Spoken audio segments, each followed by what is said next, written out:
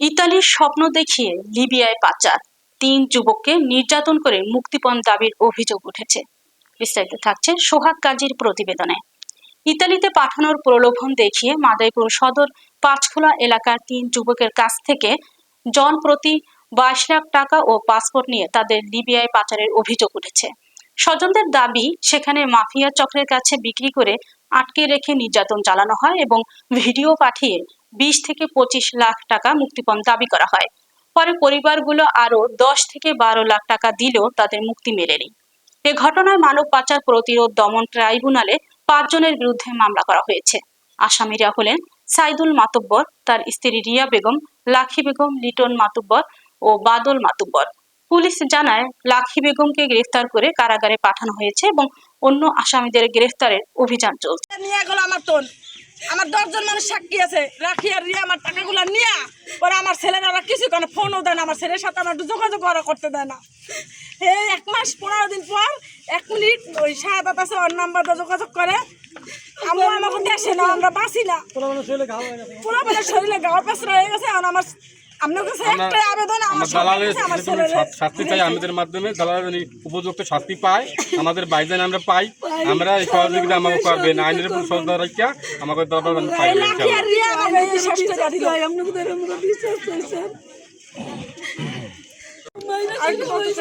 আমার বাইরে আমরা ফেরত পাই, আইনের মাধ্যমে আমাদের সাহায্য চাই, আমাকে আমার বাইরে ফেরত পাই না, আমরা আমাকে ফেরত পাই না, আমরা টাকা লাগবে না, পয়সা লাগবে না, আমার বাইরে ফেরত আমার আমাদের ছেলেকে ফেরত চাই। আর দালালের পরে যেমন সবাই সালিশ সংস্থার মাধ্যমে বলে আরো ১০ লাখ টাকা দাও, তোমার পোলা নিয়ে দিব, এই কইরা মনে করেন ৩২ লাখ টাকা আমার দেওয়া হয়ে গেছে অলরেডি। ৩২ লাখ টাকা দেওয়ার পরও আমার ছেলেরা পার করে না।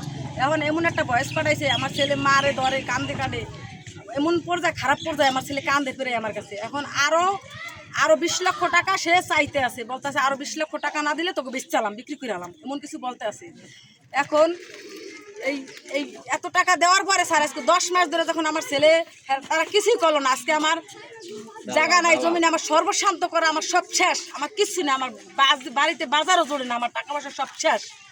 এখন আমার ছেলের আমি ১০টা টাকা দিতেই না স্যার, আপনার কাছে আমার এইটাই বিনোদন সরকারের মাধ্যমে, যেহেতু আমার ছেলেরে আমি জানটা ভিক্ষাছে আপনার কাছে, আমার টাকা পয়সা কিছুই লাগবো না, যে দূর গেছে স্যার, আমার আর কিচ্ছুর দরকার নাই, আমার টাকা পয়সা ওরা সব হাতাই নিয়ে গেছে, আমার ছেলেরা আমার বুকে ফিরে দেন, আমি আর কিচ্ছুই চাই না আপনার কাছে।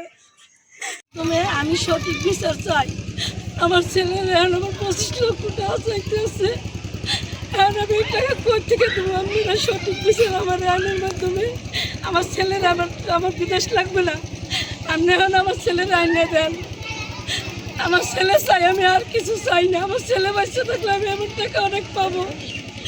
এখন আমার ২০ লক্ষ টাকার বস আছে, আপনি বস হতে পারেন, আমার মাধ্যমে এখন আর টাকা দেওয়ার মতন আমার শক্তি নাই, সঠিক বিচার চাই। আপনি আমার এই গ্রামে আরো ১০ জনের ধরে জিজ্ঞাসা দেন যে হাসা কি মিশা, আমার ছেলের আমার কাছে সরকারের মাধ্যমে আপনারা আইনা দিবেন, আমি এইটা চাই, আর কিছু চাই না, আমার বিদেশ লাগবে না।